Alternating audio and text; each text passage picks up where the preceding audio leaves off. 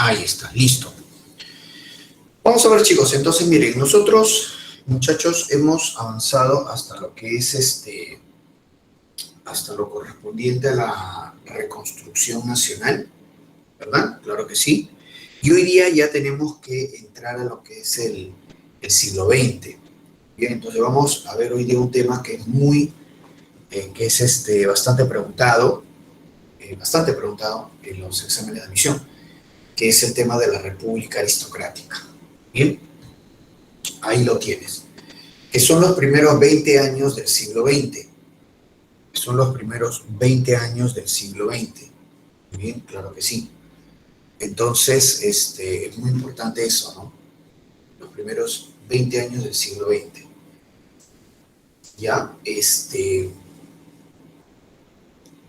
claro que sí. Y mira, es muy importante, se le denomina así, el gran historiador de la República, Jorge Basadre, es quien le llama así, República Aristocrática, peculiar nombre, ¿no? ¿Pero por qué?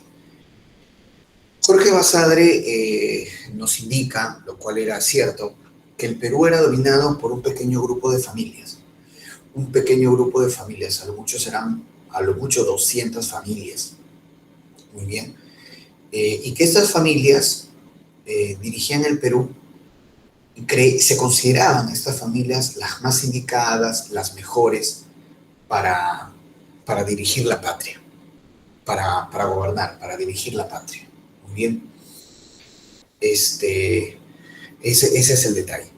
Ese es el detalle. Muy bien, entonces, eh, vuelvo a repetirte, ¿no? Entonces, el término República Aristocrática, Basadre lo utiliza para referirse a ese pequeño grupo de familias que dirigía el país, ¿no? Económicamente, socialmente, políticamente. Y estas familias se creían las mejores. Por eso el término aristocrático, porque cuando uno revisa, ¿no? ¿Qué significa la palabra aristocracia? Significa gobierno de los mejores. Gobierno de los mejores. Y precisamente estas familias se consideraban las mejores, las más indicadas para dirigir la patria. Por eso aristocrático, ¿no? República aristocrática. También se le puede llamar oligarquía, porque oligarquía significa gobierno de pocos, y en este caso eran unas pocas familias, ¿no? También se le puede llamar oligarquía en ese sentido. Pero bueno, entonces, de esa manera, ¿no? Vamos a ir viendo las características y los gobiernos de esta República Aristocrática, ¿no? 1899-1919. Acá tenemos la línea de tiempo y claramente vemos en la línea de tiempo que la República Aristocrática se inicia con el gobierno de Eduardo López de Romaña. Esto es muy importante porque voy a precisar algo. Basadre, el gran Jorge Basadre, que le da el nombre, ¿no?, a este periodo, Basadre nos dice, para él, que la República Aristocrática empezó con el segundo gobierno de Nicolás de Piérola. O sea, Basadre nos dice, él lo plantea así, que la República Aristocrática empieza con el segundo gobierno de Nicolás de Piérola. Él lo dice así, pero hoy en día ya los historiadores contemporáneos, Carlos Contreras, Francisco Quirós, Cristóbal del Jovín, los historiadores actuales indican de que no es así.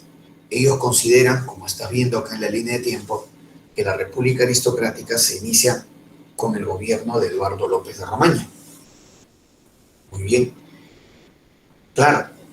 Entonces, ojo ahí. Y entonces se maneja hoy en día, incluso en las preguntas, que la República Aristocrática se inicia con el gobierno de Eduardo López de Romaña y que el segundo gobierno de Piérola se le llama de transición, como lo vimos en la sesión anterior. El segundo gobierno de Piérola se le denomina de transición. Muy bien. Solo si nos preguntan acerca de Jorge Basadre, ¿no? Nos hacen la consulta acerca de Jorge Basadre, diríamos, ¿no? Mira, ve, para Basadre, él dice, ¿no?, que la República Aristocrática se inicia con el segundo gobierno de Piérola. Solo para él. Para el resto de historiadores, la República Aristocrática, como observas en la línea de tiempo, se inicia con el gobierno de Eduardo López de Romaña y el segundo gobierno de Piérola es solo una transición. Vemos acá otros eventos en la República Aristocrática, otros eventos, el Día del Carácter, la lucha por las 8 horas, ¿no? Que es una reivindicación social muy pedida y famosa, ¿no? De los primeros años del siglo XX. Muy bien, vamos a ir avanzando con esto. Tenemos acá, a la República Aristocrática se le va a llamar segundo civilismo, es cierto, claro, por el predominio del partido civil, segundo civilismo. Pero lo que vamos a ver acá son los gobiernos que forman parte de esta República Aristocrática. A ver, bien, tengo por acá, por ejemplo, el gobierno de Eduardo López de Romaña, bien, luego con el cual se inicia, ¿no? Te repito, la República Aristocrática. Luego viene el gobierno de Manuel Candamo, de ahí el primer gobierno de José Pardo Barreda, luego el primer gobierno del famoso Augusto Leguía, famoso personaje. Y hasta ahí todos son civilistas. Es más, de casi todos los presidentes de la República Aristocrática pertenecieron al partido, o de una u otra manera tuvieron relación con el partido civil, menos el siguiente. El único mandatario que no tuvo nada que ver con el civilismo es este personaje, Guillermo Billinghurst, porque Billinghurst era del partido de Piérola, del Partido Demócrata, que va a ser opositor durante la República Aristocrática, ¿no? Entonces, vuelvo a repetirte, todos los mandatarios, o casi todos los mandatarios de la República Aristocrática eran civilistas, menos Guillermo Billinghurst, que lo tienes ahí. Muy bien. Avanzamos un poco más. El primer gobierno de Óscar Benavides y el segundo gobierno, cerramos la República Aristocrática con el segundo gobierno de don José Pardo, el segundo gobierno de don José Pardo. Muy bien, ahí está. Entonces, 7 gobiernos que los vamos a ir desarrollando poco a poco. Vamos a ir desarrollando poco a poco esto, ¿ya? Bien, vamos a ver entonces, avanzamos. Vamos primero con las características, definitivamente, ¿no? Primero con las características. A ver, Jorge Basadre, y ahí tenemos la imagen del señor Basadre, como te digo, ¿no? Él le llamaba República Aristocrática porque él indicaba, ¿no? Que hay un pequeño grupo de familias que dirige al Perú económicamente, políticamente, socialmente. Así es, muy bien, importante. Claro que sí. Entonces,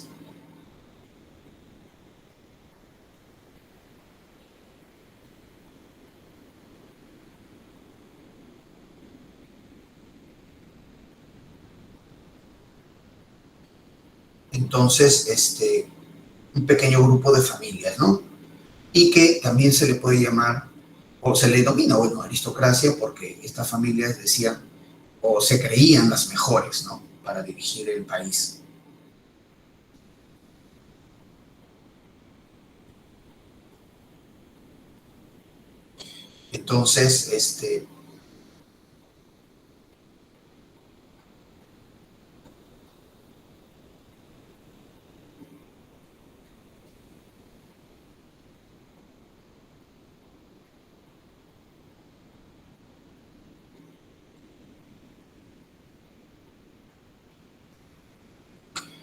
Entonces, claro, ¿no? Se le puede llamar oligarquía, porque oligarquía significa el gobierno de pocos, y en este caso eran unas pocas familias, ¿no? Las que dirigían la patria, 200 familias a lo mucho. Muy bien, estas familias aristocráticas u oligárquicas, muy bien, es más, dentro de estas familias estaban los llamados 24 amigos. Esos 24 amigos eran básicamente agroexportadores, dueños de empresas azucareras que eran muy tecnificadas en la costa norte y que algunos incluso le decían a esos 24 amigos los varones del azúcar. Bien, o sea, dentro del grupo privilegiado aristocrático había otro grupo más pequeñito, que era el de los 24 amigos, que eran dueños de empresas azucareras, ¿no? Por eso oligarquía, ¿no? Pequeño grupo, ¿no? Que gobierna. Estas familias aristocráticas formaban parte del partido civil. Formaban parte del partido civil, así es. Claro, formaban parte del partido civil. Por eso se le llama, pues como te digo, ¿no? A la República Aristocrática.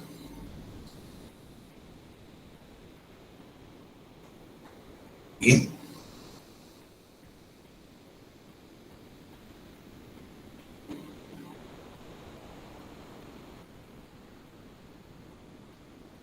Entonces, por eso se le llama así, ¿no? Segundo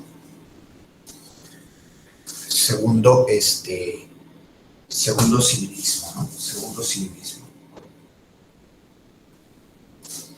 Claro que sí. Ahora, se reunían estas familias aristocráticas en el llamado Club Nacional. Se reunían en el llamado Club Nacional. Claro que sí.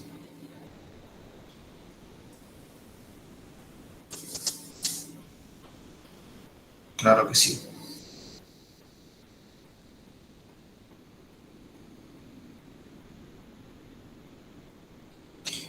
Exacto. Y en el Club Nacional, por ejemplo,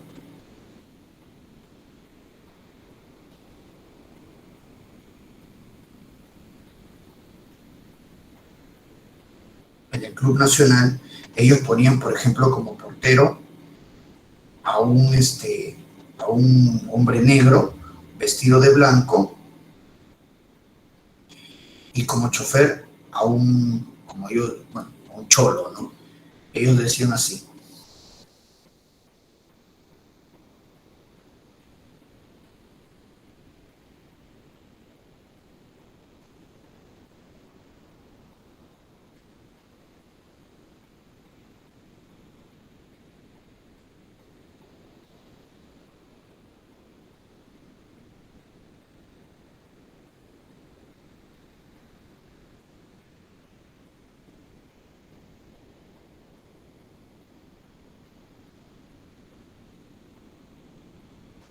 Muy bien, ellos tenían así esa conducta pues prácticamente racista, ¿no?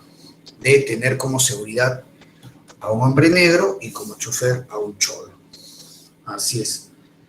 Muy bien. En el Club Nacional, que hasta ahora existe el Club Nacional, en la Plaza San Martín, Plaza San Martín en el centro de Lima.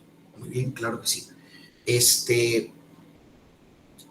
Habían otros partidos políticos, claro, por ejemplo el Partido Constitucional de Cáceres, el Partido Liberal, pero tanto el Partido Constitucional como el Partido Liberal formaban alianza con el Partido Civil, pero siempre el Partido Civil como dominante de la situación.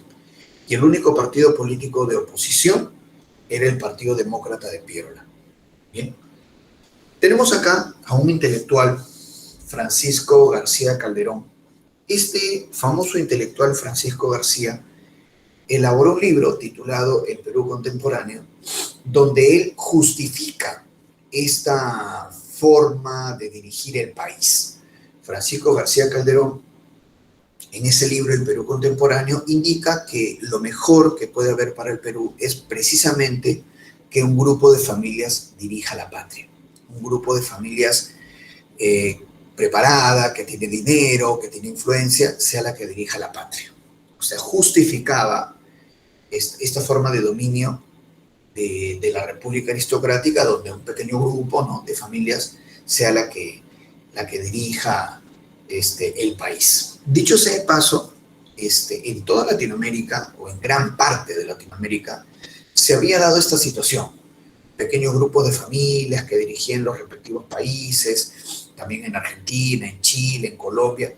Entonces, como que era algo políticamente, bueno, una característica política, ¿no?, de Latinoamérica. Y para Francisco García Calderón era algo correcto, era algo que estaba bien que se dé. Marginación política, dice acá abajito, ya. ¿En qué sentido marginación política? Por ejemplo, cuando había elecciones, ¿quiénes votaban? Mira que estamos ya en el siglo XX, ¿eh?, inicio del siglo XX. Votan solamente los hombres mayores de 21 años. Todas las mujeres no votan. Ya, las mujeres no votan. Hombres mayores de 21 años y que sepan leer y escribir. Y que sepan leer y escribir, que sean alfabetos. Entonces, las mujeres no votan, que es la mitad de la población, no vota. Y la mayoría de hombres tampoco vota, porque la mayoría de hombres eran analfabetos. La mayoría de hombres eran analfabetos, no van a votar. O sea, al final entonces, ¿quiénes van a votar? Hombres de clase media y clase alta, nada más, que son los que saben leer y escribir, nada más. La gran mayoría de la población no participa de las elecciones, está al margen de las elecciones, por eso marginación política. Muy bien.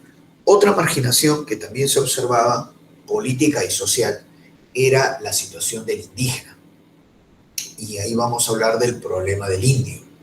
El problema del indio, claro, que es algo que se debatió en las primeras décadas del siglo XX, ya que la mayoría de la población peruana era indígena y vivía en la Sierra Sur, en una situación de abandono y pobreza tremendo. Pero bueno, el problema del indio, de ahí lo vamos a volver a tocar, pero claro, forma parte de la marginación política, ¿no?, de la República Aristocrática. Vemos acá arribita entonces, mira cómo se le define: oligarquía civilista, costeña, agroexportadora, ¿no? Profe, ¿por qué agroexportadora? Porque como te mencioné, de la oligarquía había ese pequeño grupo, ¿no?, los 24 amigos, que eran dueños de empresas azucareras y que algunos le decían los varones del azúcar. Muy bien, seguimos entonces con esto. Vamos ahora a ver acá los grandes propietarios. Vamos a conocer el apellido, ¿no?, de algunas de esas familias aristocráticas, ¿no? Vamos a ver acá. Y vamos a empezar a conocer el apellido precisamente de los dueños de las empresas azucareras, los llamados varones del azúcar, los 24 amigos. Y estos señores tenían sus empresas azucareras en la costa norte peruana. ¿Ya? Algunos le decían haciendas, ¿no?, las haciendas azucareras, pero en realidad eran más que haciendas, eran empresas agroindustriales azucareras, porque no solamente producían azúcar en sí, sino también productos derivados del azúcar, licores, papel, ron, entre otras cosas. Es más, yo te digo, muchas de las empresas azucareras peruanas de la costa norte eran más productivas y tecnificadas que empresas azucareras de los Estados Unidos, ¿sabes? O sea, estamos hablando de que realmente sí eran muy modernas para su época. Por eso más que hacienda, porque cuando uno dice hacienda, uno un territorio amplio, ¿no?, un terreno amplio. No, no. Estas eran empresas agroindustriales. Vamos a ver entonces, ¿ya?, el apellido de estas familias aristocráticas. A ver, empezamos acá en Lambayeque, por ejemplo, en Lambayeque. En Lambayeque tengo, por ejemplo, mira, la empresa azucarera Tumán, de la familia Pardo. Tengo también, por ejemplo, ¿no?, la empresa azucarera Pocalá, de la familia Ízaga, la empresa azucarera Pomalca, de la familia de la Piedra, la empresa azucarera Cayaltí, de la familia Espíllaga. Entonces mira cómo en Lambayeque, dueños de empresas azucareras, los Pardo, los Ízaga, de la Piedra, Espíllaga. Luego en La Libertad, seguimos en la costa norte, cultivo de azúcar. Y ojo, en La Libertad estaban las empresas azucareras más extensas. Tengo, por ejemplo, acá la empresa azucarera Roma, de la familia Larco, la empresa azucarera Laredo, de la familia Chopitea. Y aquí están las dos más grandes empresas azucareras. Empresa azucarera Cartavio, de la Casa Grace, británica, y esta es la empresa azucarera más extensa, Casa Grande, de la familia alemana Gildemeister. Mira qué curioso que las dos más grandes empresas azucareras, sus dueños sean extranjeros, ¿no? De Cartavio, los británicos de la Casa Grace, y de Casa Grande, los alemanes Gildemeister. Muy bien. Acá, por ejemplo, aquí a la derecha vemos una imagen más, un poquito más específica, cerca de la ciudad de Trujillo. Mira, ahí, acá está la empresa azucarera Laredo, muy bien, de la familia Chopitea, la empresa azucarera Roma, de la familia Larco, y acá están las dos más grandes empresas azucareras. Cartavio, de la casa Grace británica, y esta es la empresa azucarera más extensa, como les mencioné, la Casa Grande, de la familia alemana Gildemeister. Muy bien, ahí está. Muy bien, entonces tenemos ahí las empresas azucareras. Ahora bajamos un poquito. En el norte de Lima también habían empresas azucareras. Mira, por ejemplo, Paramonga, también de la casa Grace, la empresa azucarera San Nicolás, de la familia Laos Argüelles. Bien, claro que sí. En esta hacienda San Nicolás es muy importante porque ahí llegaron japoneses, y ahí vamos a hablar después de los japoneses. Perfecto. Luego tengo por acá familias, pero ya dedicadas a otros rubros económicos. Por ejemplo, los Miro Quesada, que hasta ahora son dueños del diario El Comercio. O por ejemplo, López de Romaña, ya en Arequipa, dueños de tierras también. Y también en Arequipa y Puno había un gran circuito lanero, ¿no? Y ahí están las familias arequipeñas Gibson, Ricketts, Rey de Castro. Muy bien, ahí está. Familias arequipeñas. Perfecto. Luego, en minería, por ejemplo, acá está la familia Fernandini. En lo que es el caucho, seguía la explotación del caucho, ahí está la familia Arana. Y bueno, luego empresas extranjeras como la Cerro Corporation o la IPC, ¿no? Ahí está entonces más o menos un plano de las familias, de los dueños, ¿no? De estas grandes propiedades. Así es, grandes propietarios. En cuanto a los partidos políticos, bueno, ya te había mencionado el Partido Civil como dominante, por supuesto, Partido Civil como dominante. Ahí está su líder, Manuel Candamo. Muy bien, protagónico, líder del Partido Civil. Y tenía como socios al Partido Constitucional de Andrés Sabelino Cáceres y al Partido Liberal de Augusto Durán, ¿no? Que van a ser socios, pero siempre el Partido Civil como dominante, ¿no? de la situación. Claro. Y el único partido de oposición, el Partido Demócrata de don Nicolás de Piérola, ¿no? Ahí está. Nicolás de Piérola, mira, qué curioso, ¿no? Porque en el segundo gobierno de Piérola, como vimos que fue un gobierno de transición, Piérola era amigo de los civilistas, ¿no? Se habían vuelto amigos. Y cuando Piérola termina su segundo mandato, los civilistas llegan al poder y comienza, ¿no? La República Aristocrática. Pero ya en la República Aristocrática los civilistas no le permiten a Piérola volver al poder, no le permiten. Por eso Piérola se vuelve opositor e incluso definía a las familias aristocráticas como la argolla, ¿no? Así le decía Piérola, la argolla, las familias dominantes peruanas. Muy bien, pues ahí está el Partido Demócrata, partido de oposición. Avanzamos. Aquí está el problema del indio. Mira la situación en que vivían los indígenas a inicios del siglo XX. Y como te digo, la mayoría de la población peruana eran indígenas y vivían en la Sierra Sur, en una situación de abandono y de pobreza tremenda. Entonces, ¿qué hacer con ellos? El problema del indio comenzó poco a poco a observarse a raíz de la derrota en la guerra con Chile, porque justamente muchos denunciaron que los indígenas ni siquiera sabían que eran peruanos, lo cual es cierto. Los indígenas ni siquiera sabían que eran peruanos, eso es cierto. Eso es cierto. Entonces, ¿pero cómo es posible? La gente se escandalizaba. Entonces, ¿qué hacer con los indígenas? Son la mayoría de la población, están en la Sierra Sur, en lo que se llama el trapecio andino, que es de Junín hacia abajo, Cusco, Ayacucho, Huancavelica, parte de Arequipa, Puno, trapecio andino.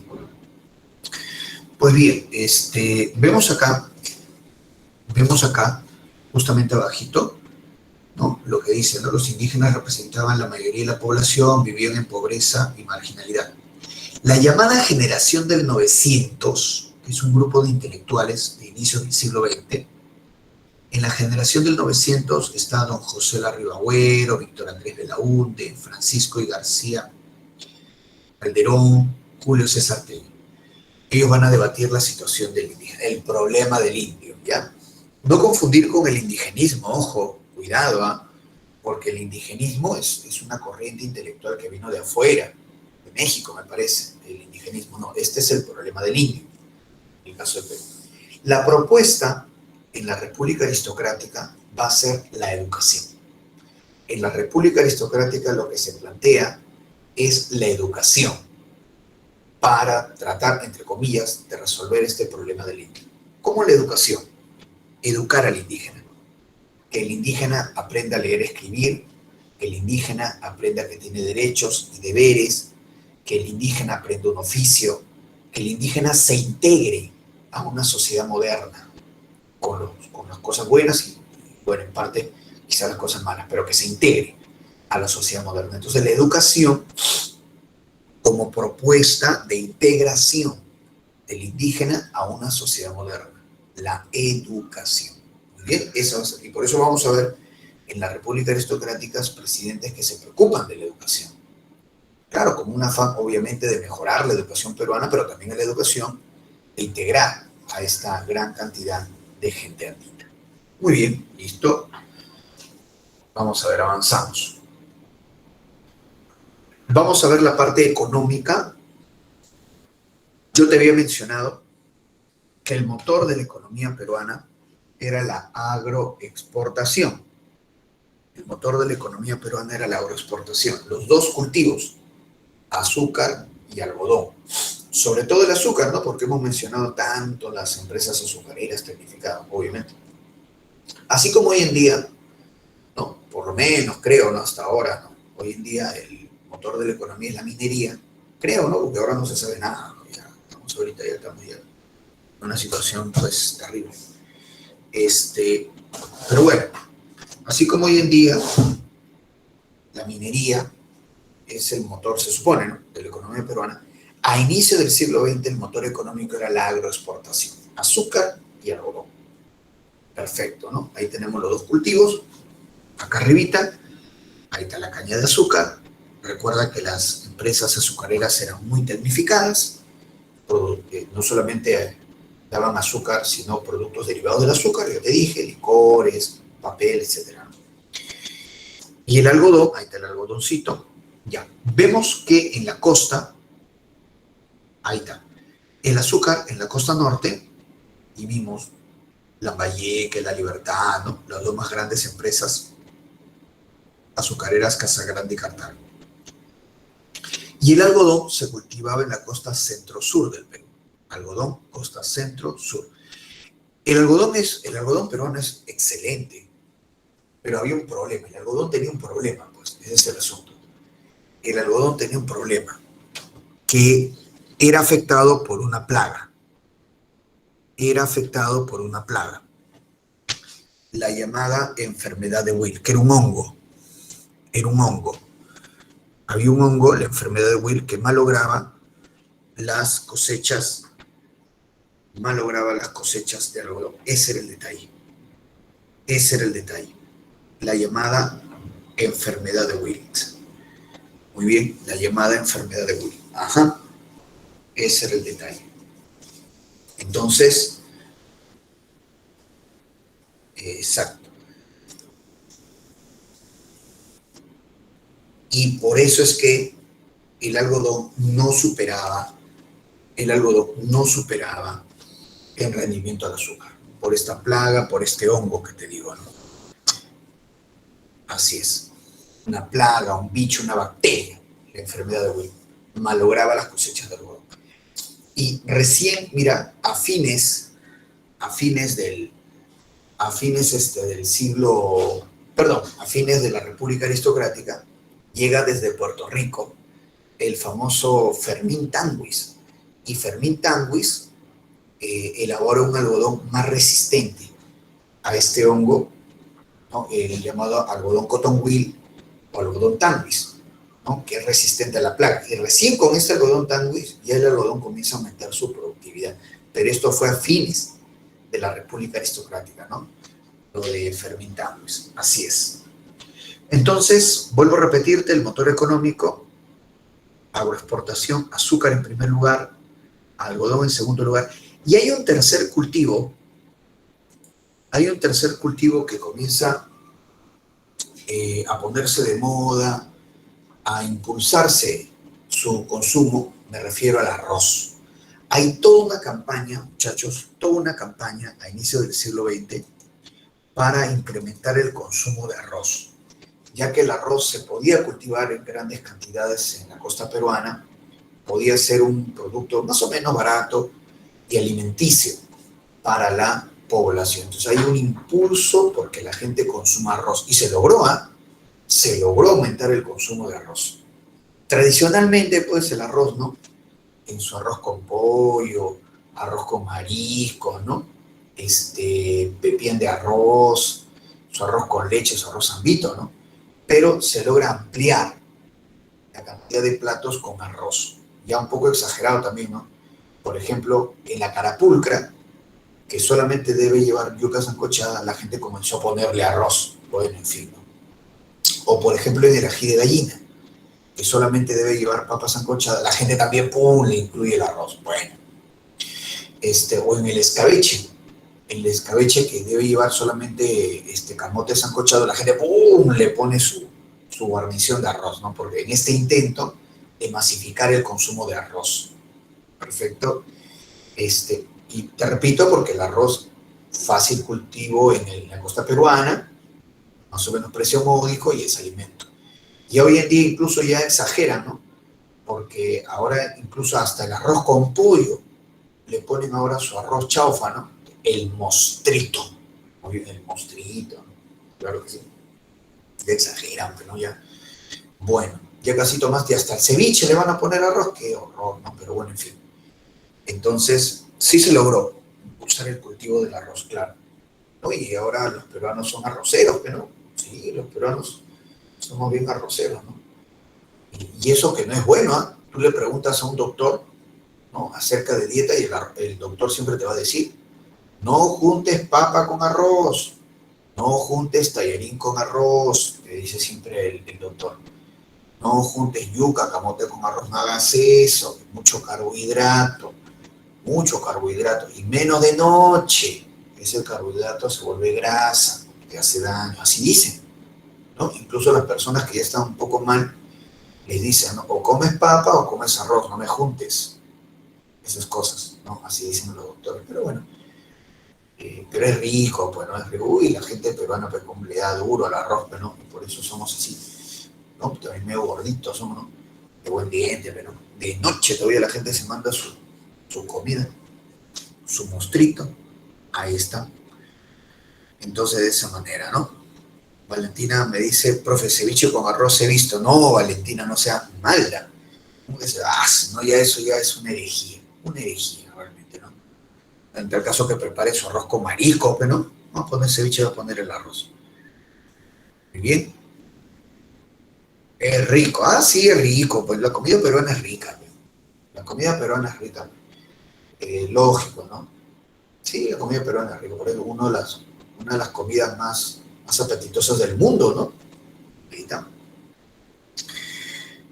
Azucena me dice, profe, hasta vi papa a la huancaína con arroz. Dios mío, no puede ser. No, de repente su papa a la huancaína con su arroz con pollo, porque ahí sí queda, ¿no? Su papa a la huancaína con el arroz con pollo queda, pues, ¿no? Y los peruanos no solamente somos de comer rico, de exagerar, sino de combinar a la mala, ¿no? Porque yo veo a veces en el mercado que ponen su arroz con pollo, su papa a la huancaína, su chanfainita, su ceviche, su tallarín. ¿Qué es esto? ¿Qué es esto? Le dicen 7 colores, creo, esa vaina, ¿no? Pobre estómago, ¿no? Porque es demasiado comida junta, ¿no? Pero bueno, en fin, ¿no? Y encima del 7 colores le echan ají, mayonesa, tártara, golf. ¿Qué es esto? Pero en fin. A la gente le encanta, ¿no? Así es. Valentina me dice, profe, en la Punta y Pariñas comenzó en esta época. La Brea y Pariñas. La Brea y Pariñas. Sí, comienzan los reclamos por el petróleo, en la Brea y Pariñas. Claro, claro, claro que sí. Muy bien. Shadei me dice, profe, un 7 colores. Ah, bueno, Shadei. Ya son cuestiones de gustos. Yo podría combinar hasta 3, no más, pero si ya combinar todo, no, ya mucho.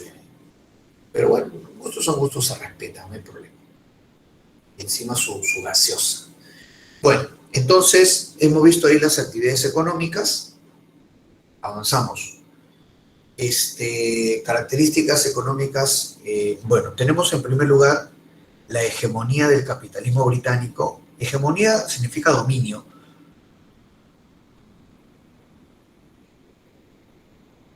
Hegemonía significa dominio, ojo. Muy bien, dominio. Quiere decir, claro, que hay un dominio del capitalismo británico. Y eso lo vimos desde la sesión anterior. Recuerda cuando se firma el contrato Grace, pagando la deuda externa, el primer gobierno de Cáceres, y donde el Perú cede bastantes recursos, ¿no?, a los británicos, sobre todo los ferrocarriles, ¿no?, por 66 años. Entonces, claro, ya en la reconstrucción nacional hay un dominio del capitalismo británico y va a continuar este dominio del capitalismo británico hasta la Primera Guerra Mundial, donde ahí sí hay un cambio. Luego también tenemos acá que el Perú tenía una economía liberal, acá está, el Perú tenía una economía liberal, perfecto. ¿Qué significa una economía liberal? O sea, una economía donde el Estado promueve la inversión. El Estado no participa en lo económico, sino deja que la empresa privada, la iniciativa privada, invierta y desarrolle la economía. Bien, claro que sí.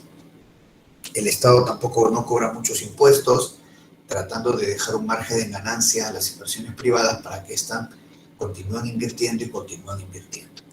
Bien, el Estado debe mantener una estabilidad económica, sí o sí, evitando gastos innecesarios, y vuelvo a repetirte, para permitirle a la iniciativa privada hacer crecer la economía. Cada vez que el Perú ha tenido una economía liberal, le ha ido bien.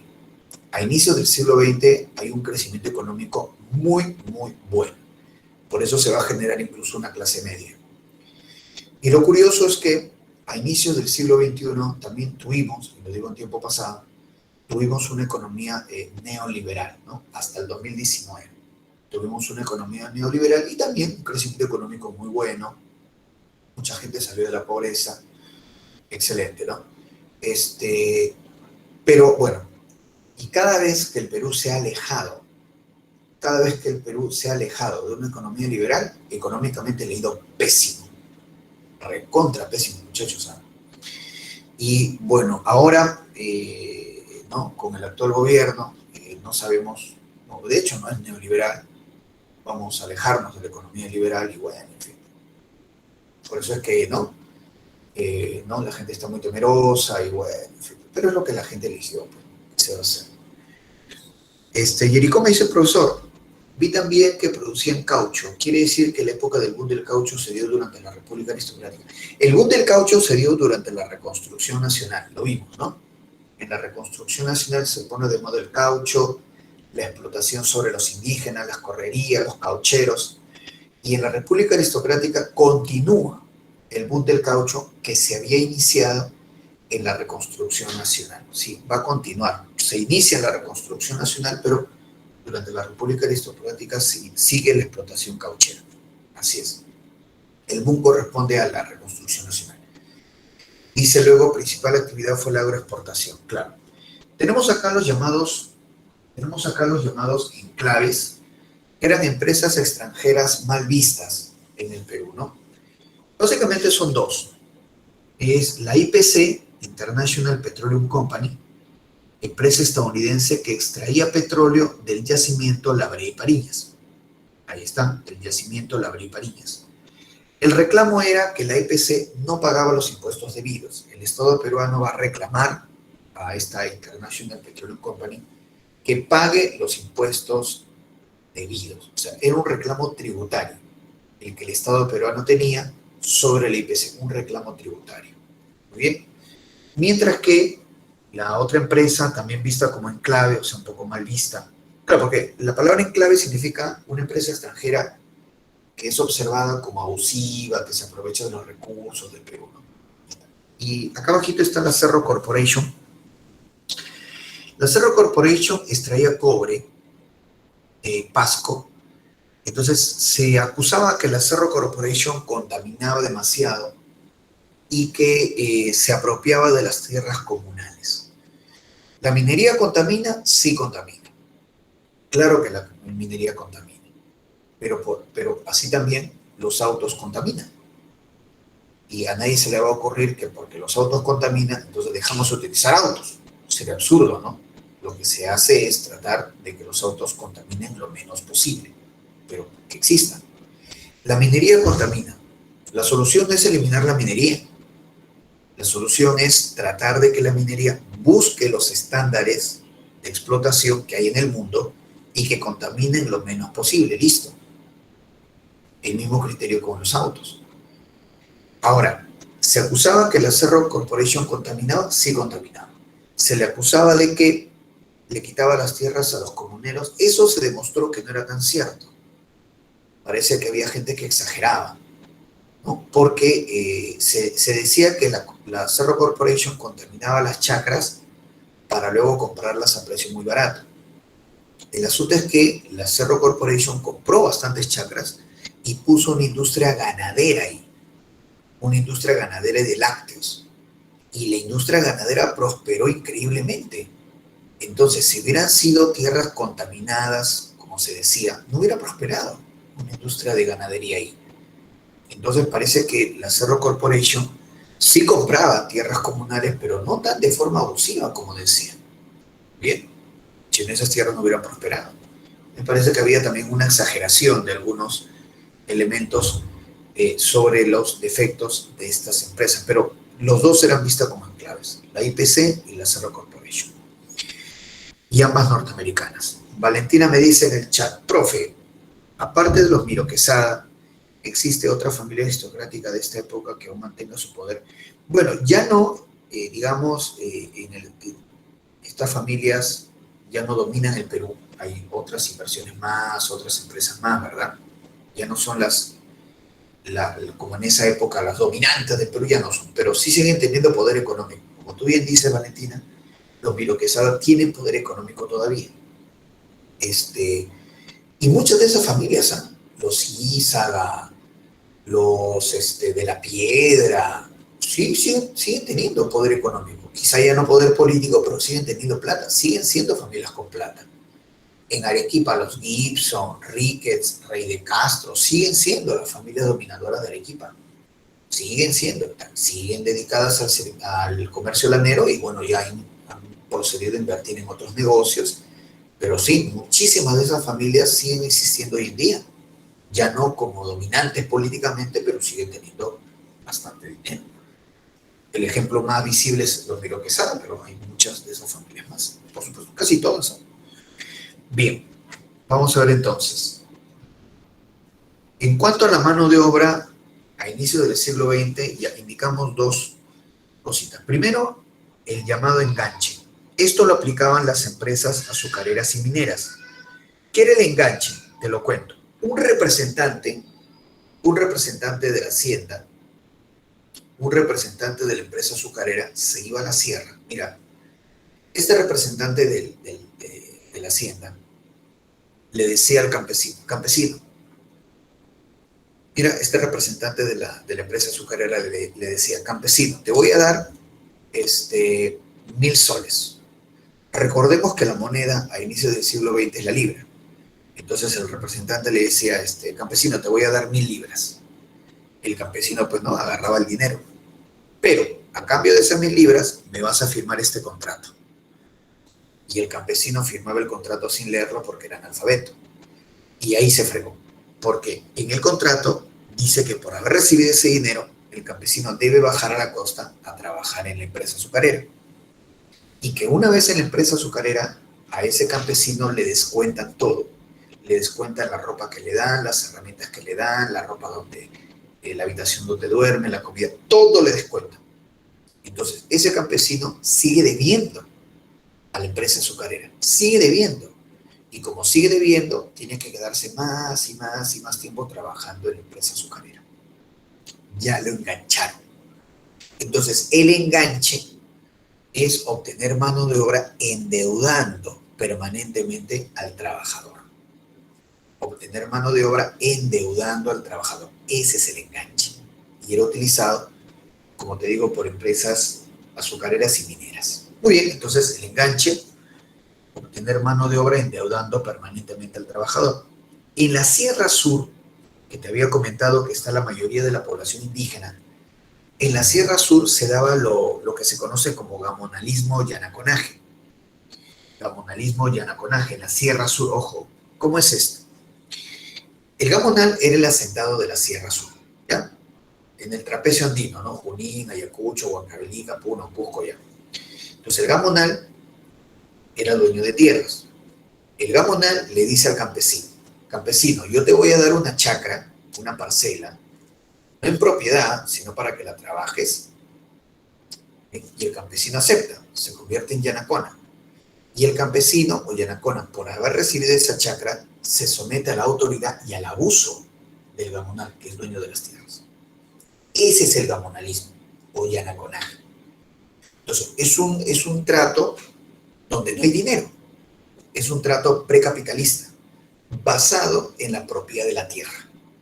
El gamonal cede una porción de tierra, una chacra, al campesino yanacona, y este campesino yanacona, por haber recibido esa porción de tierra, no en propiedad, sino solo para que la trabaje, se somete a la autoridad y al abuso del gamonal.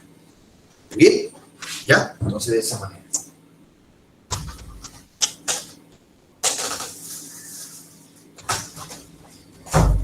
¿Listo? Entonces, continuemos la explicación. ¿Y qué pasaba? El gamonal era bien abusivo.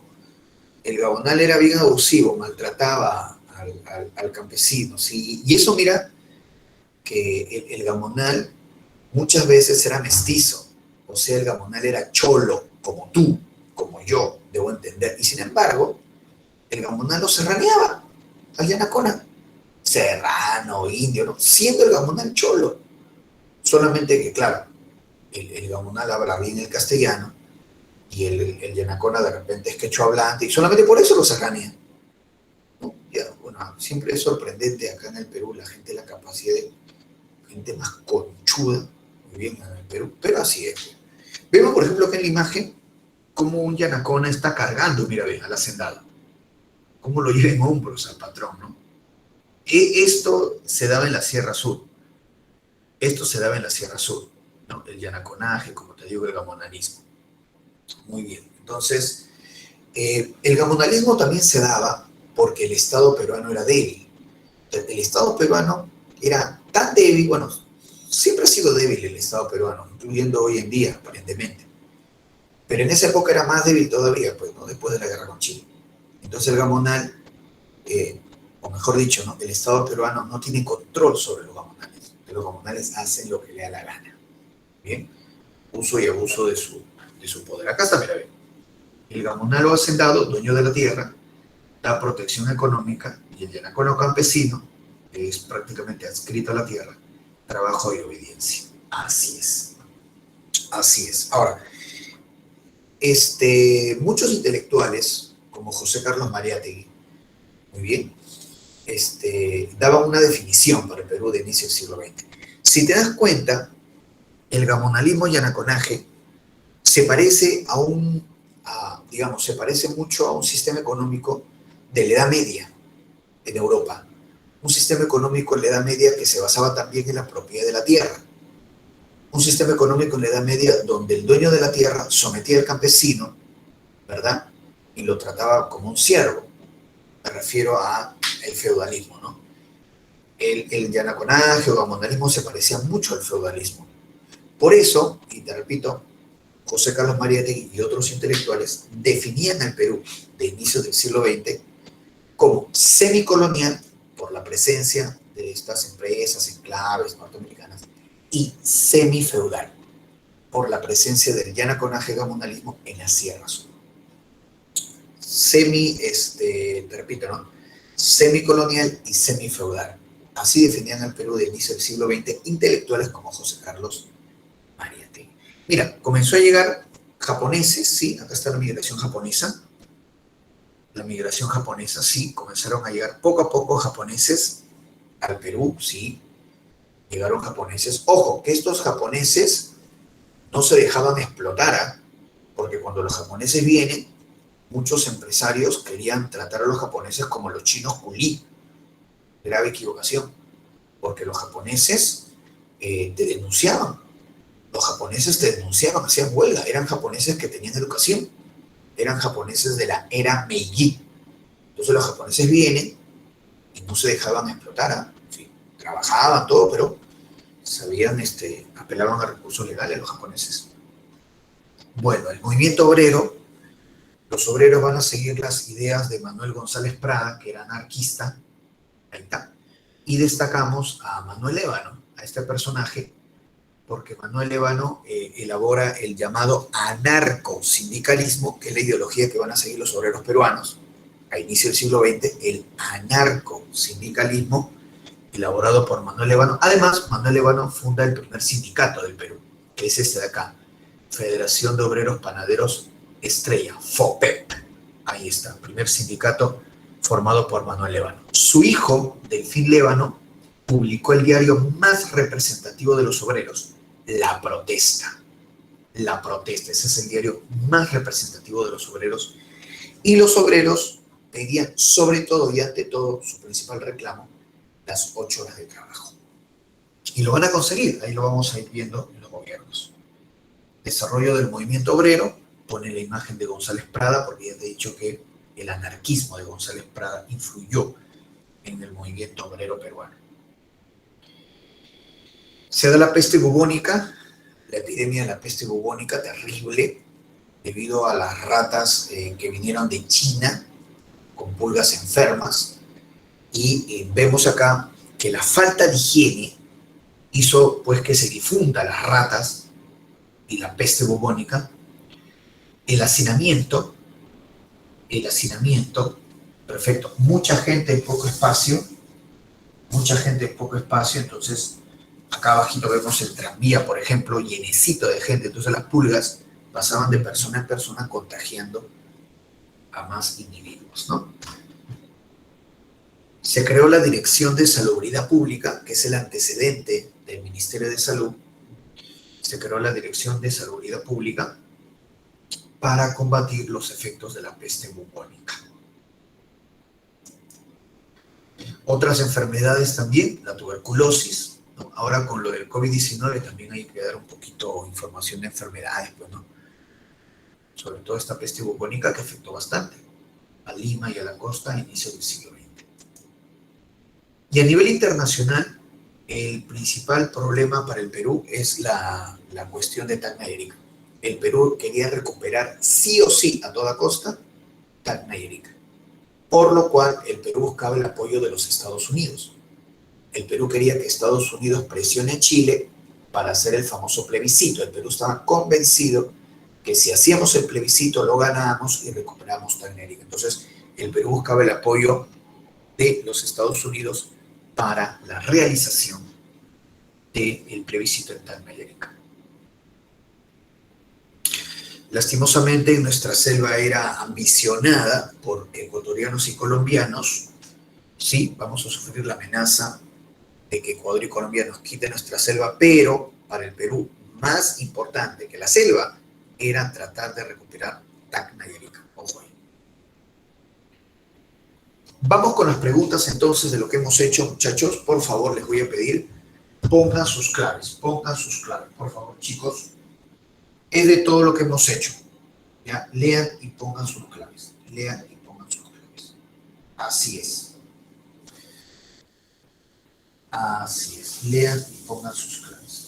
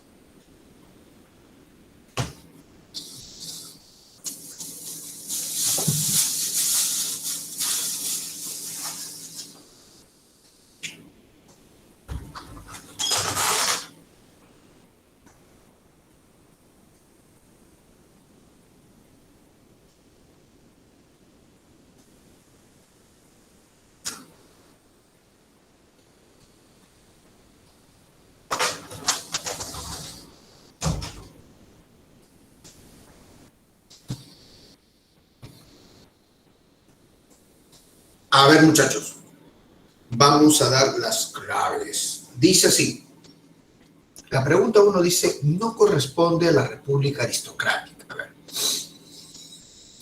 no corresponde a la República Aristocrática. Vamos a ver acá. Vamos a ver acá.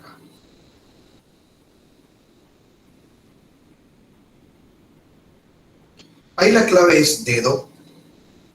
Ahí la clave es dedo. Bien, claro que sí. Se restringió la exportación minera. Al contrario, más bien se incentivó a que venga, ¿no? La inversión minera.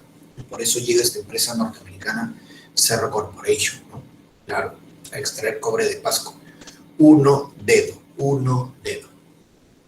2. La concentración de tierras en la costa norte para fines industriales durante el gobierno que se consolidó en la República Aristocrática se desarrolló principalmente, bueno, la concentración de tierras en la costa norte se refiere a las empresas azucareras, empresas agroindustriales, ¿no? 2, agüita. 3. La reivindicación laboral más significativa de la clase trabajadora conseguida en 1919. Bueno, el principal reclamo de los obreros siempre fue las 8 horas de trabajo. 3 dedos. 4. Los más importantes latifundistas agroexportadores eran denominados, ahí en la 4 es agüita, los 24 amigos del Club Nacional. 4 agüita. Entonces, ¿cómo queda la primera columna? 1 dedo, porque no uno me pregunta lo que no es, 1 dedo, 2 agüita, 3 dedo, 4 agüita. Muy bien, repito, 1 dedo, 2 agüita, 3 dedo, 4 agüita. Vamos con la segunda columna. ¿Qué dice? A ver, la pregunta 5. A inicios del siglo XX, muchos hacendados incrementaron sus propiedades a costa de las tierras comunales. Ello provocó la rebelión. Bueno, es cierto, sobre todo en la Sierra Sur, los hacendados, claro, provocaron la rebelión de Teodomiro Gutiérrez Cueva. 5 casa. Teodomiro Gutiérrez Cueva, llamado Rumimaki. Muy bien. Llamado Rumimaki. 5 casa. 6. Respecto al gamonalismo andino de las primeras décadas del siglo XX, no corresponde, dice. Con respecto al gamonalismo no corresponde. Ahí la respuesta es dedo. Rebeliones campesinas por el pago excesivo del tributo. No tiene nada que ver, porque recuerda que el tributo andino ya había sido anulado desde la época de Ramón Castilla. 6 dedo. 7. Las inversiones extranjeras durante la República Aristocrática se sintieron con mayor fuerza en el campo de las inversiones extranjeras, obviamente en la agroexportación, ¿no? Que es donde se obtenían mayores ganancias. 7 agüita. 8. Uno de los libros que explica el segundo civilismo es Apogeo y Crisis de la República Aristocrática de 1980, cuyos autores son, mira, ve, Apogeo y Crisis de la República Aristocrática. Respuesta es casa, Alberto Flores Galindo y Manuel Burga. 8 casa. Muy bien, 8 casa. Entonces, muy bien, entonces, la segunda columna sería 5 casa, 6 dedo, 7 agüita y 8 casa. Repito, 5 casa, 6 dedo, 7 agüita y 8 casa. En el chat, Jericó me dice, profesor, la rebelión de Teodomiro Gutiérrez Rumimaki se dio en el segundo gobierno de José Pardo. O sea, casi al término de la República Aristocrática, se dio esta rebelión de Teodomiro Gutiérrez, alias Rumimaki. Y Luego, Valentina me dice, profe, ¿puede explicar la 5? A ver, la 5. Ah, ya. Dice, a inicios del siglo XX, muchos hacendados incrementaron sus propiedades. Claro, se refiere sobre todo a los gamonales, los hacendados de la Sierra Sur. Entonces, los gamonales, ¿qué es lo que hacían? Le quitaban las tierras a los comuneros. Los gamonales les quitaban sus tierras a las comunidades campesinas. Muy bien, entonces esta práctica de arrebatarle tierras a las comunidades provoca la rebelión de los campesinos, bueno, liderados por Teodomiro Gutiérrez, Romimaki. Se refiere a eso, cómo los gamonales iban quitando tierras a las comunidades campesinas y eso provoca la rebelión de Romimaki. Muy bien. Entonces la segunda columna, repito, 5 casa, 6 dedo, 7 agüita y 8 casa. Vamos con el segundo bloque. A ver, muchachos, por favor, pongan sus claves en este segundo bloque.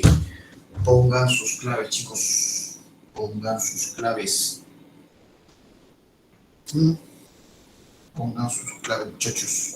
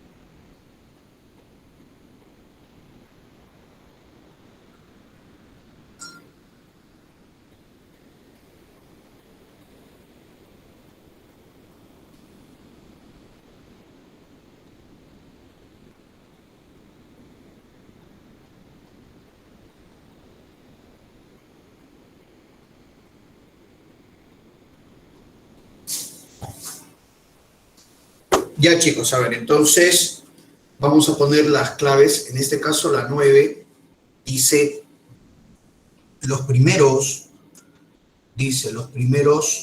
momentos del movimiento obrero en el Perú tuvieron una tendencia política. Bueno, recordemos que Manuel González Prada difunde el anarquismo y que este famoso obrero, Manuel Ébano, toma las ideas anarquistas, las une con los reclamos laborales y pues elabora el anarcosindicalismo, ¿no? Anarcosindicalismo. Entonces, 8 es casa, 8 casas, perdón, 9. 9 casas, 9 casas. 10. Durante la República Aristocrática, la Sierra Sur se caracterizó económicamente por, bueno, recuerda que a partir de Arequipa y hacia Puno se creó un circuito lanero, 10 besitos, 10 besitos. 11. La primera victoria sindicalista en el Perú se dio, ahí la respuesta es casa. Las 8 horas de trabajo para los jornaleros del muelle y dársena del Callao. Bien, el muelle y dársena del Callao. Perfecto. Entonces, así es. Entonces, de esa manera, 11 casitas, 11 casitas. 12. No corresponde a la República Aristocrática. Ahí la respuesta es besito, porque dice el Estado debería ser el principal instrumento del desarrollo económico. No, pues eso sería una economía estatista. Y cada vez que el Perú ha aprobado eso, cada vez que el Perú ha intentado a través del Estado, siempre ha habido pésimo, porque el Estado peruano es un pésimo administrador. Muy bien, ni siquiera puede comprar tablets y va a hacer algo más. 12 besos. 12 besos. Entonces, ¿cómo queda la primera columna? 9 casa, 10 peso, 11 casa y 12 peso. Repito, 9 casa, 10 beso, 11 casa y 12 beso.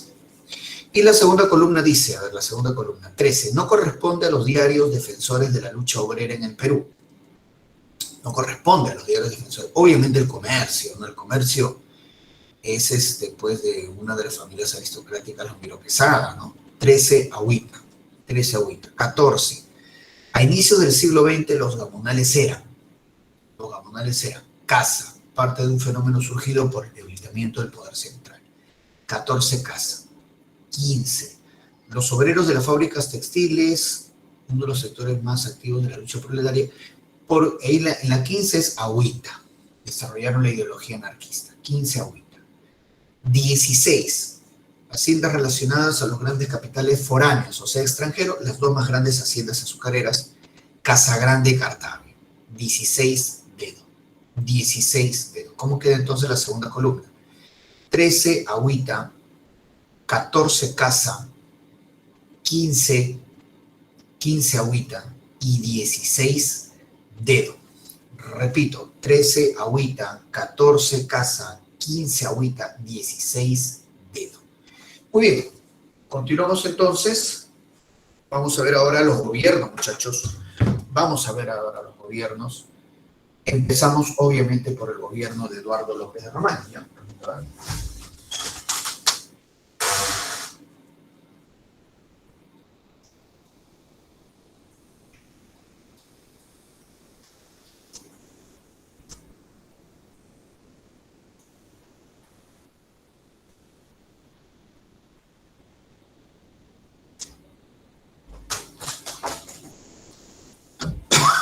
A ver, entonces, mira, ve, acá en el chat, Jericó me dice, profe, ¿y la Sierra Norte qué producía? En la Sierra Norte podríamos hablar, por ejemplo, de Cajamarca, ¿no? Ahí siempre ha habido una industria ganadera en Cajamarca, lácteos, ¿no? Los famosos, ¿no? Los famosos quesos cajamarquinos, ¿no? Todos los productos derivados de la leche, manjar blanco, esa era la ganadería. En Cajamarca la ganadería, en parte de la ceja de selva el café, el cacao también. Solo que el problema de la sierra eran las que no había carreteras. Entonces, al no haber carreteras, al no haber una forma de integrar la Sierra Norte a la costa, que es donde estaban las principales ciudades, o podías incluso llevarlo al exterior, eso dificultaba la productividad de la Sierra Norte y encarecía el producto. Porque imagínate, ya era caro sacar los lácteos en esas condiciones sin haber carretera. Ese es un problema. Por eso es que después, ¿no? Ustedes verán cómo hay la necesidad de construir carreteras. Porque al construir carreteras se crean circuitos comerciales y se abaratan los costos. Pero en ese momento todavía no había. En Cajamarca un producto de lácteos y en la Ceja de Selva café y cacao. Esa era la cosa ahí. Bueno, vamos con el gobierno de Eduardo López de Romaña. Bien, él inicia la República Aristocrática. Vemos ahí que da la locación de servicios, bueno, es la legalización del enganche. Bien, ahí lo tenemos a Eduardo López de Romaña, por supuesto. Bien, dio el Código de Aguas. Con el Código de Aguas benefició bastante a las empresas agroindustriales, a las empresas azucareras, para la administración de aguas. Con el Código de Minería, López de Romaña permitió la llegada, por ejemplo, de la Cerro Corporation, ¿no? Esta empresa que, como habíamos indicado, extraía cobre de Pasco.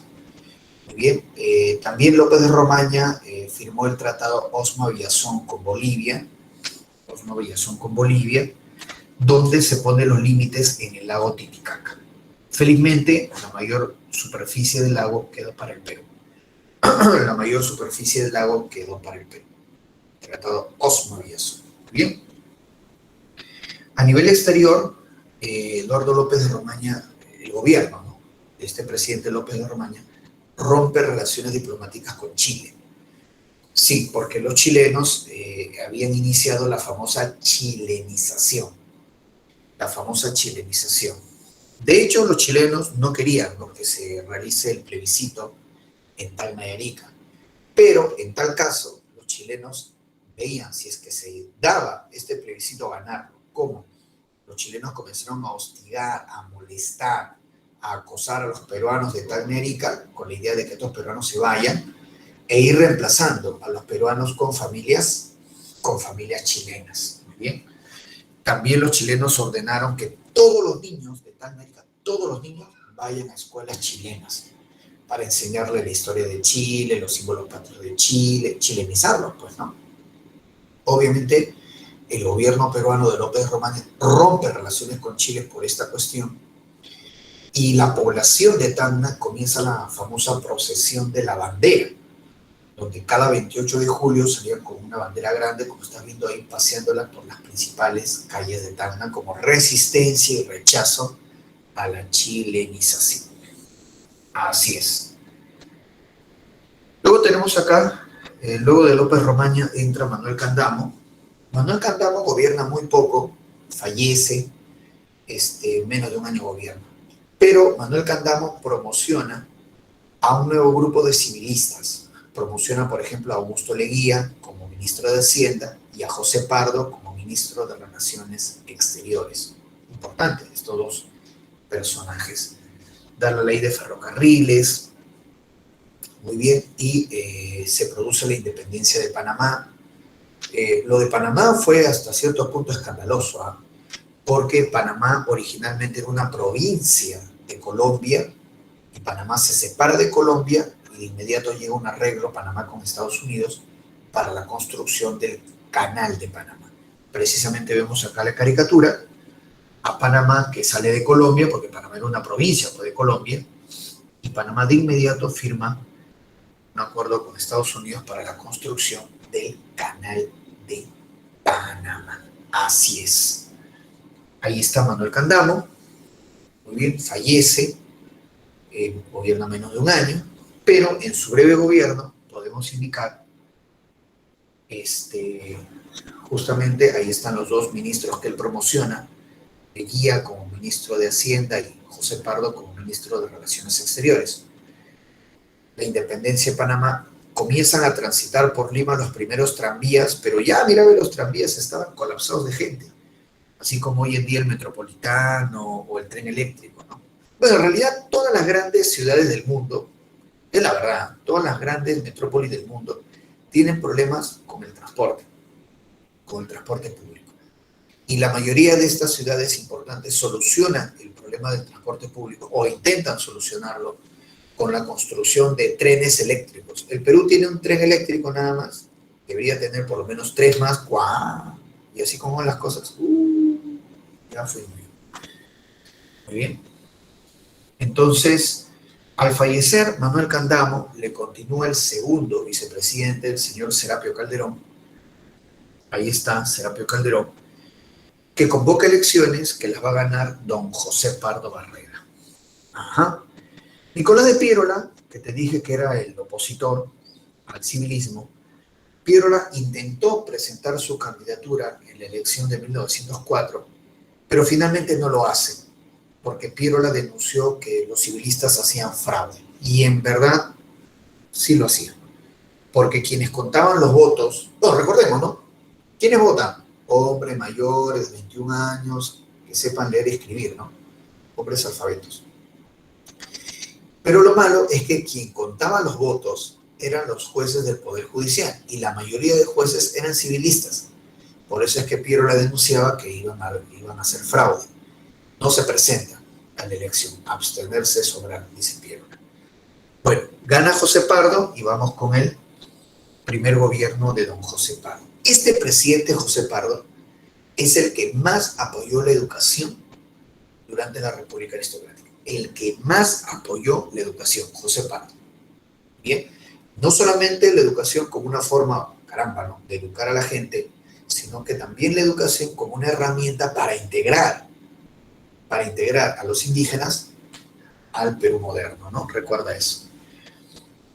Tenemos, por ejemplo, José Pardo estableció toda la primaria obligatoria y gratuita, fundó la Escuela de Artes y Oficios, la Escuela Normal de Varones, fundó también el Museo Nacional de Historia,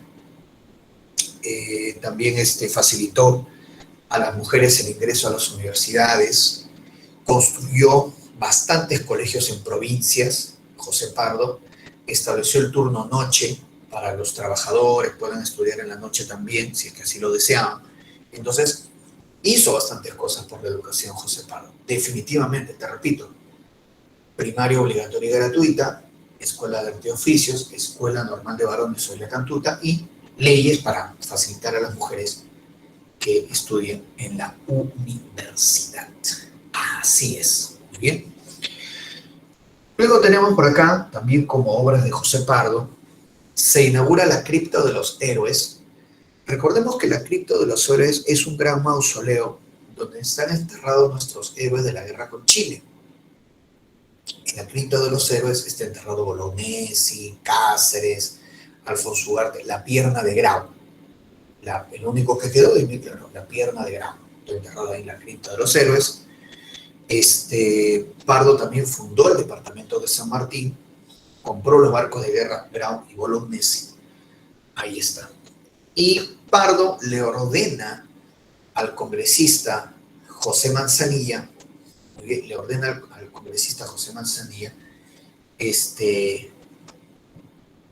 preparar leyes laborales. Bien, así es.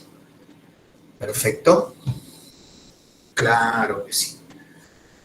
Ese es el detalle, ¿no? Preparar leyes laborales. Bien, por supuesto. ¿Por qué? ¿Por qué ocurre eso? Porque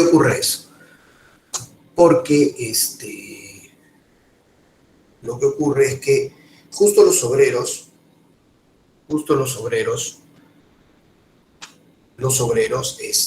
habían el famoso personaje que te conté, ¿no? Manuel Ébano. Manuel Ébano había no solamente creado, ¿no?, el anarcosindicalismo, sino que Manuel Ébano también, él había pues fundado el primer sindicato, ¿no? El primer sindicato, Federación Obreros Panaderos Estrella, FOPEP. Entonces, como los obreros están, digamos, organizándose, el presidente José Pardo por eso le dice al congresista Manzanilla que por favor prepare leyes a favor de los trabajadores, ¿no? Ese es el famoso proyecto Manzanilla. El famoso proyecto Manzanilla. Muy bien. En el chat, Valentina me dice, profe, en el presbítero Matías Maestro, en ese cementerio, sí, ahí está la cripta de los héroes. En el presbítero Matías Maestro, cerca a Puente Nuevo, ¿no? Cerca a Puente Nuevo, Lima. También José Pardo compra 2 barcos de guerra, el barco Grau y el barco Bolognesi. Muy bien, ahí está. Muy bien. Se inaugura la Plaza Bolognesi. Claro que sí, se inaugura la Plaza Bolognesi. Se convoca elecciones. José Pardo convoca elecciones. Los civilistas presentan la candidatura de Augusto Leguía. Muy bien. Y Nicolás de Piérola, otra vez Nicolás de Piérola, intentó presentar su candidatura, pero finalmente no lo hace porque Piérola decía, ¿no? Me van a hacer fraude, estos civilistas, ellos cuentan los votos, por las puras va a ser. Finalmente no presenta su candidatura. Piérola, abstenerse es obrar, decía Piérola, ¿no? Bueno, entonces gana Leguía y vamos entonces con el primer gobierno de Augusto Leguía. Ahí está. Leguía es bien importante, ¿eh? Es todo un caso, el señor Leguía, porque vamos ahorita a ver su primer gobierno que está dentro de la República Aristocrática y después, ¿no? Ustedes verán el famoso oncenio de Leguía que fue realmente espectacular, ¿no? Por lo menos la explicación hasta ahora. ¿Y cómo es esto de Leguía? Leguía, él no pertenecía a las familias aristocráticas, no.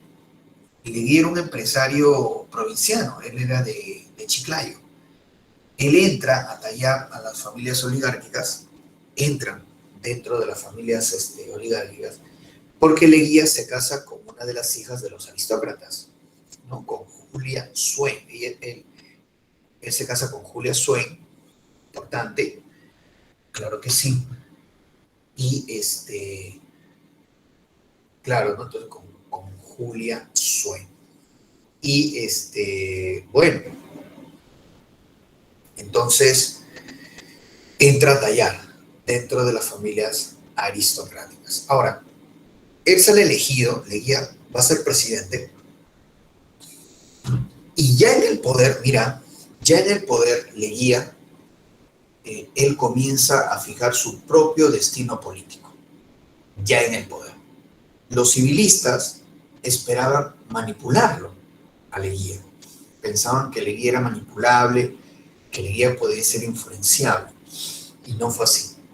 Leguía, él era un hombre, un político con personalidad, y Leguía va a ir transitando su propio camino él a nivel político. ¿Sí? A nivel político.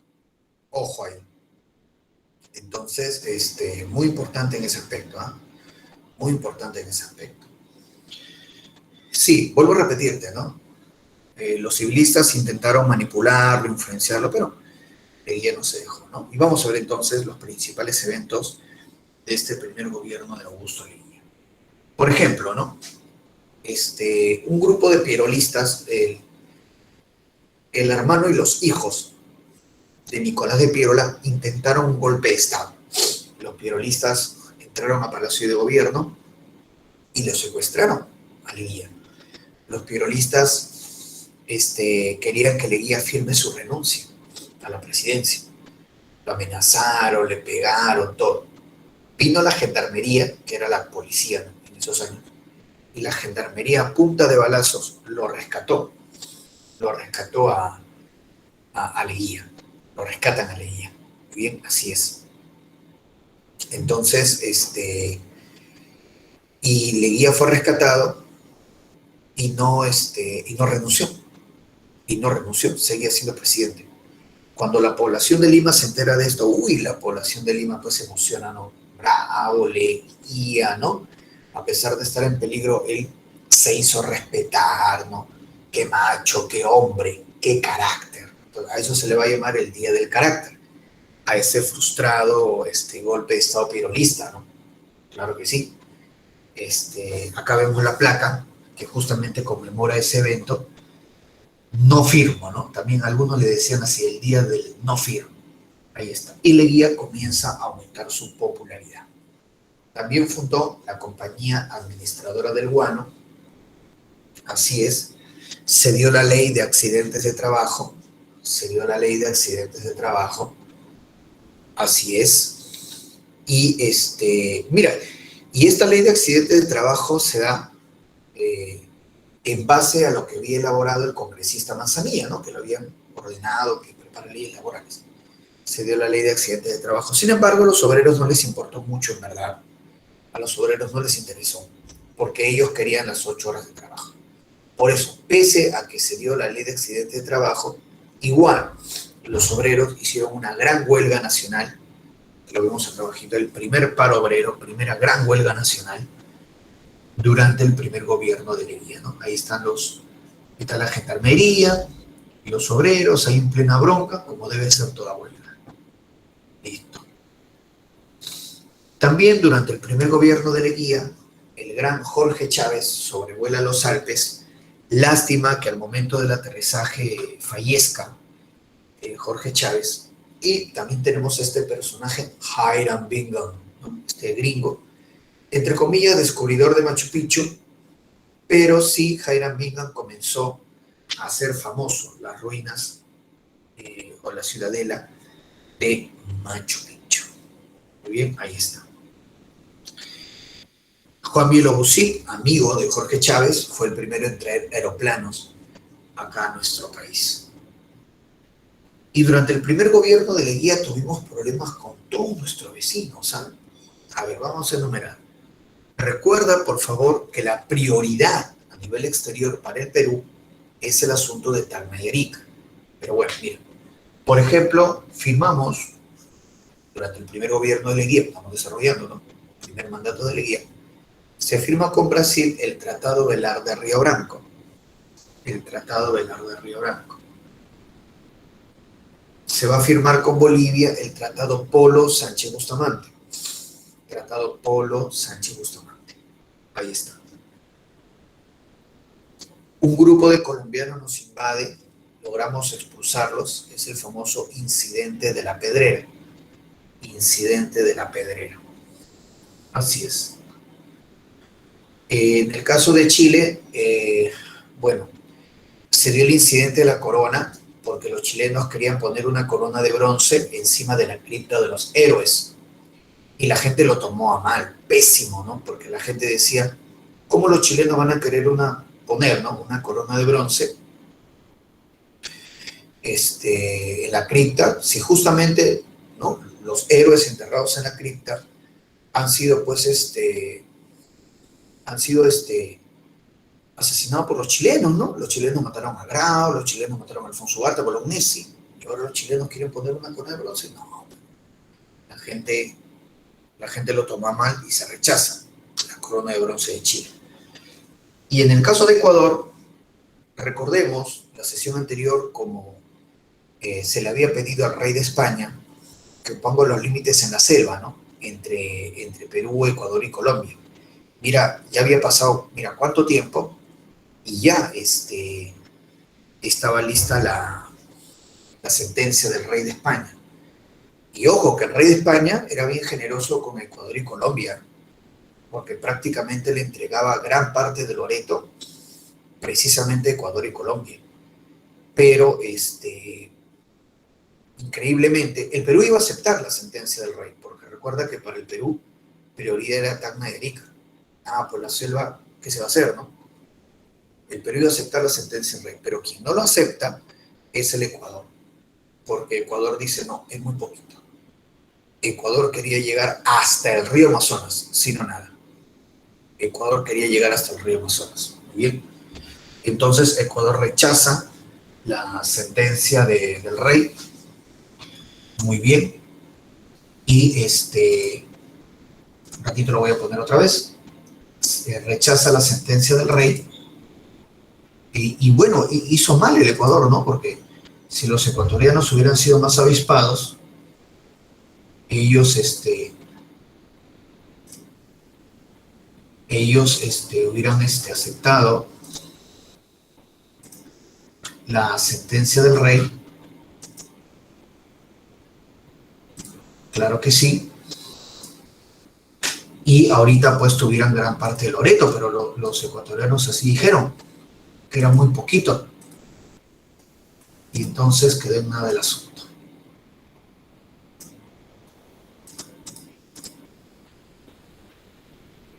Ahí está, entonces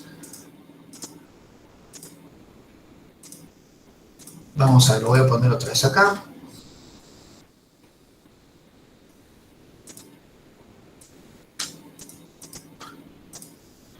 Un ratito.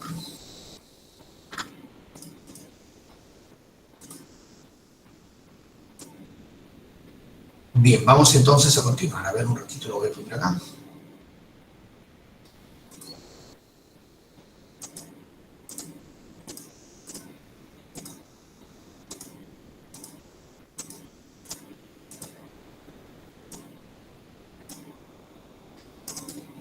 Ahí está, ¿listo? Sí se ve, ¿no? ¿Se ve la diapositiva, chicos? ¿Se ve la diapo?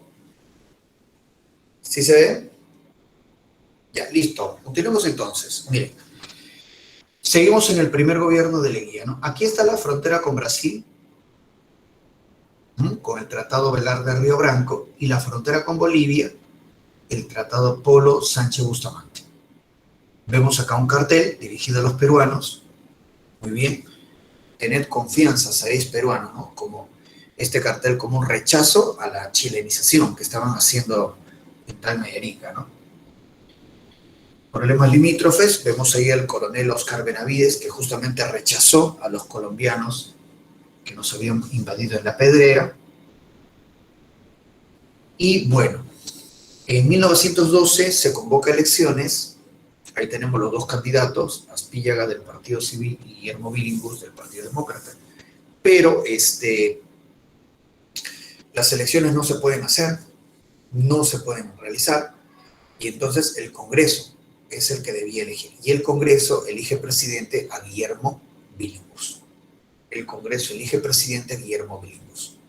Y de esta manera entonces va a llegar al poder alguien que no era civilista, porque Billinghurst era del Partido Demócrata de Piérola. Vamos a tener entonces el gobierno de Guillermo Billinghurst, claro que sí. Billinghurst se caracterizó porque apoyó mucho a los trabajadores, bastante, trató de apoyarse en los trabajadores. Pero Billinghurst tuvo mala suerte, porque va a ser, digamos, el primer presidente, ¿no?, del siglo XX que va a tener un escenario bien difícil para nuestro país. Cuando un presidente no tiene mayoría en el Parlamento, o mejor dicho, un presidente tiene mayoría opositora en el Congreso. Cada vez que este escenario se da, hay inestabilidad política, definitivamente. Y entonces, de esta manera, va a terminar mal, ¿no?, el gobierno de Billinghurst, porque él tenía un Congreso con mayoría civilista. Perico me dice, profe, pero el Congreso no tenía más civilistas, ¿por qué escoger a un demócrata y no a uno de los suyos? O aunque sea espía. Te explico. Lo que pasa, Jerico, es que el Congreso en esos años se renovaba cada 2 años. En esa época, el Congreso, con la Constitución de 1860, el Congreso se renovaba cada 2 años. Muy bien. Que es más o menos lo que en la práctica ha estado ocurriendo en nuestro país, ¿no? Porque hemos tenido un Congreso, el que cerró el señor Vizcarra, que tenía mayoría fujimorista. Ahí tuvimos luego un Congreso, ¿no?, que era así, un Congreso medio populista. Ahora tenemos otro Congreso, o sea, en menos de 4 años hemos tenido 3 Congresos, ¿no? Entonces, la dinámica era así durante fines del siglo XIX, inicio del siglo XX. Entonces, ¿qué pasa? Ese Congreso que elige a Billinghurst en 1912 no es el mismo Congreso que va a haber 2 años después, en 1914, y que le da el golpe de Estado a Billinghurst. Entonces, en 1912, muy bien, la mayoría de congresistas, había un grupo de demócratas y había un grupo que era de congresistas amigos de Leguía. Entonces, en ese Congreso de 1912, los demócratas y los congresistas, entre comillas, amigos de Leguía, eran mayoría y ellos escogieron a Billinghurst. Pero pasan 2 años, hay elecciones al Congreso, y luego de 2 años, la mayoría en el Congreso ahora son civilistas. y ellos son los que le dan el golpe de Estado a Billinghurst, ¿no? A eso le llamaban renovación por tercios, le decían, ¿no? Que cada 2 años no se renovaba todo el Congreso, una parte, pero decían renovación por tercios. Pero en esa renovación por tercios salieron elegidos un montón de civilistas y de esa manera Billinghurst va a tener pues, la mala suerte para él de tener un Congreso con mayoría opositora. Muy bien, pero avanzamos. Tenemos acá el famoso meeting donde sale el apodo del pan grande, ¿no? A Billinghurst, vemos en esta imagen, toda esta gente eran partidarios de Billinghurst y que llevaron 2 panes, ¿no? Mira, ven, acá vemos la gente de Billinghurst llevó un pan chiquitito que decía que este iba a ser el pan si ganaba Aspíllaga, el opositor, y luego vemos un pan enorme, pues un taladro rompepista, que decía, no, este iba a ser el pan 5 centavos si ganaba Billinghurst. Y llega un momento de la reunión donde Billinghurst dice, no, ya muchachos, ¿ustedes qué quieren, el pan chico o el pan grande? Y la gente repetía el pan grande, y le quedó el apodo del pan grande. Billinghurst, muy bien, dio el reglamento de huelgas, las 8 horas, por primera vez en nuestro país, construyó barrios obreros, las 8 horas de trabajo, pero solo para los obreros del muelle de Arsena del Callao. Fallece Nicolás de Piérola, se frustran las negociaciones con Chile para el plebiscito y le dan golpe de Estado, ¿no? Los civilistas, con el general Óscar Benavides, le dan golpe de Estado a Billinghurst. Este es el primer gobierno de Óscar Benavides, así es, claro que sí. Se inicia la Primera Guerra Mundial en Europa y hay una escasez de moneda en el Perú, por eso es que Benavides ordena emitir los cheques, los llamados cheques circulares. González Prada renunció a la Biblioteca Nacional en rechazo por el golpe de Estado de Benavides contra Billinghurst. Y Benavides comienza los reclamos a esta empresa norteamericana IPC, que, como te manifesté, eran reclamos de corte tributario, que la IPC pague los impuestos que debía pagar. La Primera Guerra Mundial, la Convención Nacional, donde se elige a un candidato de consenso, y ese fue José Pardo Barrera. Segundo gobierno de José Pardo, como te había manifestado, este presidente apoyó bastante la educación. Ahora, en su segundo mandato, por ejemplo, Pardo funda el Museo de Historia Natural y la Escuela de Bellas Artes. El Museo de Historia Natural y la Escuela de Bellas Artes. A nivel privado, bueno, se funda la Universidad Católica. La rebelión de Romimaki, muy bien, la rebelión de Romimaki, defendiendo a los campesinos en Puno, se dio la libertad de culto y Pardo también extiende a nivel nacional las 8 horas de trabajo. Extiende a nivel nacional las 8 horas. José Pardo. Continúa la Primera Guerra Mundial, los alemanes nos hunden un barco, Lorton. A raíz de que los alemanes nos hunden el barco Lorton, el Perú rompe relaciones con Alemania. Pero debido también a la Primera Guerra Mundial, la economía se desordena. Va a haber escasez de productos, algunas fábricas quiebran, desempleo. A eso se le llama crisis de la subsistencia. Y en medio de este malestar por la crisis de la subsistencia, José Pardo convoca elecciones. Los 2 candidatos, Aspíllaga civilista, Leguía, que ya había formado su propio partido. La gente fue a votar, pero los jueces, que la mayoría eran civilistas, los jueces anunciaron que iban a invalidar 15.000 votos. Así dijeron los jueces, vamos a invalidar 15.000 votos. Leguía, acusando que le iban a hacer fraude, toma como pretexto esto, que supuestamente le iban a hacer fraude, y Leguía da golpe de Estado. Lo saca Pardo y Leguía llega al poder mediante un golpe de Estado. Bien.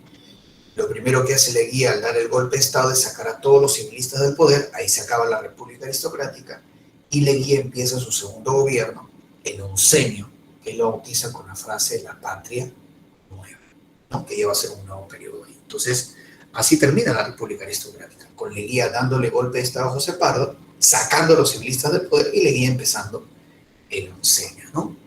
El pretexto que puso Leguía, te repito, que supuestamente le iban a hacer fraude electoral, porque los jueces anunciaron que iban a invalidar 15.000 votos. Y lo más seguro es que sea cierto, ¿no? Porque esos jueces eran civilistas.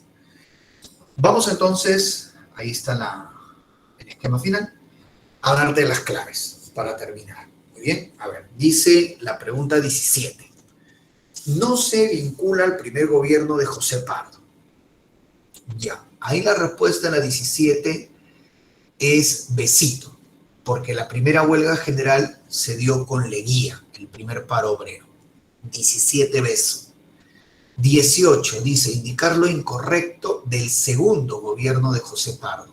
En la 18 la clave es dedo, porque la cripta de los héroes es del primer gobierno de Pardo, del primero, no del segundo. 18 dedo. 19. El denominado Código de Aguas, promulgado por el gobierno de López de Romaña, benefició principalmente a las empresas agroexportadoras, a las empresas azucareras. 19 casa. 19 casa. 20. El segundo gobierno de José Pardo, denominado Renacimiento Civilista, se caracterizó por, en la 20, la clave es beso, el incremento de la venta de materias primas, porque coincide con la Primera Guerra Mundial. 20 besitos. ¿Cómo queda entonces la primera columna? Es 17 beso, 18 dedo, 19 casa y 20 beso. Repito, 17 beso, 18 dedo, 19 casa y 20 beso. Vamos con la segunda columna. A ver, ¿qué dice la segunda columna? 21. El incidente fronterizo con el Ecuador durante el primer gobierno de Leguía se dio por casa. 21 casa. ¿No? Ecuador rechaza la sentencia del rey de España, pese a que le favorecía. 21 casa. 22. Corresponde a las acciones laborales del gobierno José Pardo, del segundo gobierno. Agüita. 22 agüita. Extiende las 8 horas a nivel nacional. 22 agüita. 23. Autodenominado primer obrero del Perú, Guillermo Billinghus. 23 agüita. 23 agüita. 24. La fundación de la compañía administradora del guano y la mayor exportación cauchera es primer gobierno de Leguía. 24 agüita. 24 agüita. ¿Cómo queda entonces la segunda columna? 21 casa, 22 agüita, 23 agüita y 24 agua. Repito, 21 casa, 22 agüita, 23 agüita y 24 agüita también. Así es. Muy bien, vamos con el segundo bloque. A ver, vamos con el segundo bloque. Carimbas. A ver, 25. Corresponde a las acciones del gobierno del presidente Billinghus. 25. Es besito. 25 besito. 26. Presidente de la República al cual se le considera propulsor del nuevo civilismo. Propulsor del nuevo civilismo. Manuel Candamo. Manuel Candamo. Muy bien. 26 beso. 26 beso. 27. No tiene relación con el primer gobierno de José Pardo. A ver, con el primer gobierno. Beso, 27 beso. El día del carácter es de Leguía. 27 beso. 28. El ingreso de la inversión privada extranjera se facilitó por normas legales como el Código de Aguas. Gobierno de López de Romaña. 28 casa. 28 casa. ¿Cómo queda la primera columna? 25 beso, 26 beso, 27 beso y 28 casa. Repito, 25 beso, 26 beso, 27 beso y 28 casa. Y la segunda columna, a ver, dice, la 29, respecto al presidente Guillermo Billinghus, es inexacto, dedo, porque el que impulsa la educación obligatoria y gratuita es José Pardo, 29 dedo, 30 Se rompen relaciones diplomáticas, Eduardo López de Romaña. 30, agüita. 30, agüita. 31. Se promulgó una ley muy importante a favor del obrero, la ley de accidentes de trabajo. 31, dedo. 31, dedo. Y 32 es beso. Y 32 es beso. Repito entonces la segunda columna. 29, dedo. 30, agüita. 31, dedo. Y 32, beso. Repito, 29, dedo. 30, agüita. 31, dedo. Y 32 beso. Muy bien, chicos, vamos a llegar hasta ahí. Mira, a ver, nos hemos pasado un poco el tiempo. Repasen el Classroom, ahí hay más información, hay más preguntas, chicos, para que ustedes lo puedan resolver. ¿Listo? Bien, Profe. nos vemos, muchachos. Cuídense bastante. Cuídense bastante, chicos. Gracias, profe. Tenga buen día.